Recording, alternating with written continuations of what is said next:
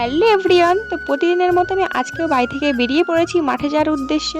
মাঠে পৌঁছে দেখি জমির মধ্যে এরকম ছোট ছোট গর্ত করা হয়েছে, কারণ এর মধ্যে অলের বীজ বসানো হবে। আর বস্তার মধ্যে এগুলো হচ্ছে ছাই, তো এই ছাইগুলো আগের দিন বাইরে থেকে আনা হয়েছে, আজকে এই ছাইগুলো জমিতে দেওয়া হবে।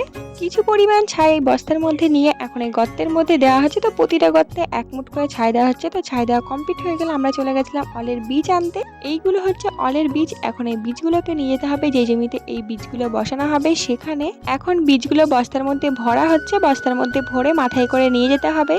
বস্তা ভরা হয়ে যাওয়ার পরে এদিকে আমি মাথার মধ্যে একটা বস্তা তুলে নিয়েছি, আর আমি কিন্তু একা না, এদিকে আমার ভাই বৌদি সবাই আমরা মাথায় করে বস্তা নিয়ে যাচ্ছিলাম।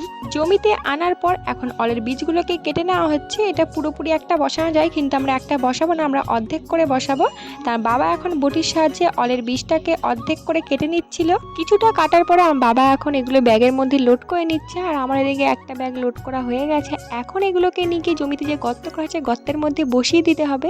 গর্তের মধ্যে বীজগুলো বসিয়ে মাটি চাপা দিয়ে এরপর জমিতে জল দিলে কদিনের মধ্যে গাছ বেরিয়ে যাবে। একটা একটা করে অলের বীজ নিয়ে আমি এখন এই গর্তের মধ্যে বসিয়ে দিচ্ছিলাম। তো আমরা সবাই একসাথে এখন অলের বীজ বসাচ্ছি। আজকে আমাদের জমিতেই সন্ধ্যা হয়ে গেছিলো এই বীজ বসাতে বসাতে। তো ভিডিওটা এই পর্যন্তই। ভালো লাগে লাইক কমেন্ট শেয়ার বা